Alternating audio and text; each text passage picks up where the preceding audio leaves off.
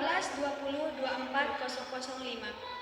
Di sini saya akan menjelaskan 1-5 dari alat ucap pada manusia. Alat ucap adalah organ tubuh pada manusia yang berfungsi dalam pengucapan bunyi bahasa. Selain itu, alat ucap yang digunakan untuk menghasilkan bunyi bahasa memiliki fungsi utama yang bersifat fisiologis. Misalnya, paru-paru untuk bernapas, lidah untuk mengecap, dan gigi untuk mengunyah. Terdapat 25 alat ucap pada tubuh manusia. Yang pertama yaitu paru-paru. Fungsinya sebagai sumber aliran udara yang dibutuhkan untuk menggerakkan pita suara dan dapat menghasilkan suara. Cara penyebutannya, udara dapat dihirup ke dalam paru-paru melalui hidung dan mulut. Yang kedua yaitu batang tenggorokan. Fungsinya adalah satu jalur dengan laring dan pita suara sehingga bunyi yang dihasilkan itu bunyi glotalisasi, yaitu bunyi sertaan yang dihasilkan dan cara pengucapannya ditutup seutuhnya. Bunyi utama diucapkan sehingga terdengar bunyi. Yang ketiga yaitu pangkal tenggorokan. Fungsinya adalah pengantung pita suara yang bergetar saat suara dari paru-paru melewatinya menghasilkan suara dasar. Secara penyebutan, bunyi huruf A dan huruf yang bergetar dan bisa menghasilkan akan suara dasar. Yang keempat yaitu pita suara. Fungsinya adalah kegemaan dan pita suara dapat diubah untuk mengatur tinggi rendahnya nada suara. Cara penyebutannya yaitu bunyi huruf B, D, dan G. Pita suara mendekat dan bergetar saat udara melewatinya. Yang kelima yaitu krikoid. Fungsinya sebagai laring dan tulang rawan, titik perlekatan otot-otot. Laring dan tulang rawan yang terlihat dalam produksi suara dan membuka tutup saluran pernapasan. Mungkin itu saja dari saya. Terima kasih. Perkenalkan, nama saya Kartinia Priana dengan NIM 12-20-24-042. Di sini saya akan melanjutkan dari penjelasan sebelumnya tentang 25 alat ucap manusia. Di sini saya akan menjelaskan dari nomor 6 sampai dengan nomor 10. Dari nomor 6 yaitu tiroid, yang fungsinya adalah mempengaruhi ketegangan pita suara dengan bergerak ke depan dan ke belakang. Ini penting untuk mengatur nada suara. Cara penyebutannya pada bunyi E akan menyesuaikan peran dan mengatur nada dan kualitas suara. Selanjutnya di nomor 7 ada aritenoid, yang fungsinya adalah untuk mengontrol posisi dan tegangan pita suara dengan membuka, menutup, dan bisa menghasilkan berbagai nada suara. Ada penyebutannya sendiri pada bunyi M akan menutup suara sehingga suara dari paru-paru membuat pita suara bergetar. Yang selanjutnya yaitu nomor 8 yaitu dintik rongga troklan, yang fungsinya adalah untuk membantu dalam pembentukan bunyi tertentu dengan bekerja sama lidah dan lain-lain. Yang ke-9 yaitu epiglotis, yaitu fungsinya adalah untuk mencegah makanan atau cairan masuk saluran pernapasan saat kita menelan. Cara penyebutannya yaitu dia sendiri tidak terlibat langsung dalam pengucapan bunyi, tetapi penting dalam respirasi. Dan yang terakhir yaitu akar lidah. Fungsinya adalah untuk menentukan pola bunyi dalam bahasa yang dihasilkan dengan menggunakan dasar lidah sebagai titik artikulasi utamanya. Cara penyebutannya, lidah juga penting dalam pembentukan vokal seperti huruf P. Akan dilanjutkan.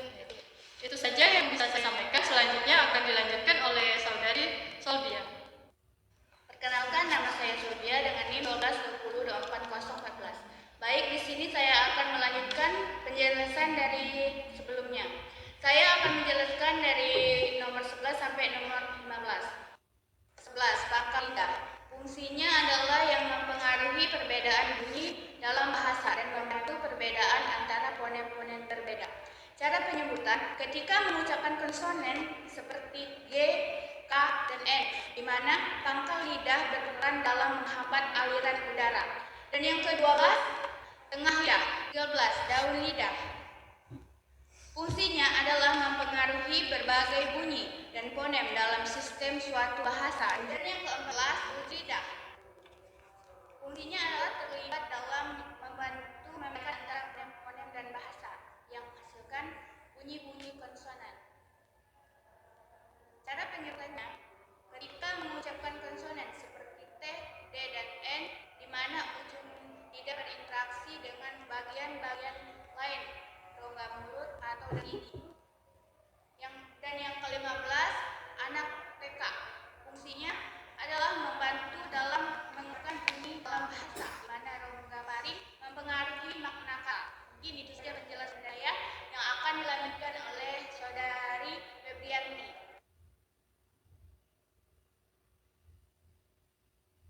Baiklah, perkenalkan nama saya Febrianti dengan NIM 122024015. Di sini saya akan melanjutkan pembahasan mengenai 25 alat ucap manusia dari urutan nomor 16 sampai 20. Yaitu nomor 16 yaitu langit-langit lunak. Fungsinya adalah terlibat dalam pembentukan bahasa, terutama dalam konteks artikulasi konsonan. Cara penyebutannya yaitu ketika kita menggunakan konsonan seperti K, D, dan N mendekatkan bagian belakang lidah ke langit-langit lunak. Yang nomor 17 yaitu langit-langit ras. Fungsinya adalah membantu membedakan fonem dan hubungannya dengan bunyi dalam rongga mulut. Yang nomor 18 yaitu gusi. Fungsinya adalah dalam konteks gusi dengan lidah mempengaruhi pembentukan bunyi-bunyi konsonan. Cara penyebutannya yaitu ketika kita mengucapkan bunyi konsonan seperti N dan M, di mana lidah berinteraksi dengan gusi untuk menghasilkan bunyi. Nomor 19 yaitu gigi atas. Fungsinya adalah terlibat dalam pengucapan.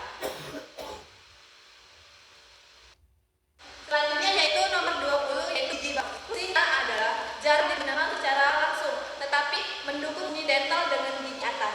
Cara penyebutannya tidak ada acara khusus, tetapi sebagai landasan bagi lidah. Demikian penjelasan mengenai 25 alat ucap manusia dari nomor 16 sampai 20. Saya sampaikan terima kasih. Selanjutnya akan disampaikan oleh Saudari Madalena. Padanya saya persilakan.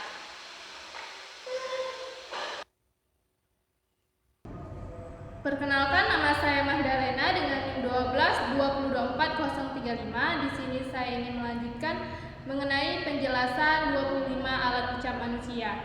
Saya akan menjelaskan dari nomor 21 sampai 25.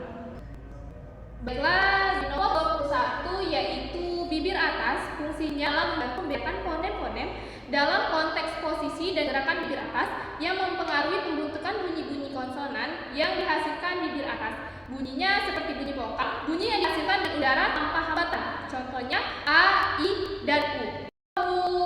Dua yaitu bibir bawah, fungsinya sebagai pembentuk bunyi vokal. Yang ke-23 ada mulut. Fungsinya adalah sebagai alat ucap yang bersentuhan atau yang didekatkan untuk membentuk bunyi bahasa atau artikulator. Bunyi artikulator seperti bibir atas dan bibir bawah teratur, misalnya T, B, dan M. Yang kedua, bibir bawah dan ujung gigi atas, misalnya F. Dan juga ujung atau daun lidah menyentuh dan mendekati gusi, misalnya T, D, dan S. Yang ke-24 yaitu rongga mulut. Fungsinya adalah bunyi yang dihasilkan rongga mulut adalah bunyi nasal atau senggol dibedakan dari bunyi oral berdasarkan jalan keluarnya arus udara. Bunyi nasal dihasilkan dengan menutup arus udara keluar melalui rongga mulut, tetapi membuka jalan agar dapat keluar melalui rongga hidung. Yang terakhir yaitu nomor 25, rongga hidung. Bunyi bahasa yang dihasilkan oleh rongga hidung disebut bunyi nasal. Nasal dihasilkan dengan cara menutup rapat-rapat udara di rongga mulut dan menyalurkannya keluar melalui rongga hidung. Bunyi nasal, bunyi yang dihasilkan dengan udara lewat rongga hidung, contohnya M dan I. Itu saja penjelasan dari saya ucapkan terima kasih. Demikianlah penjelasan 25 alat ucap pada tubuh manusia. Kami akhiri dengan wassalam.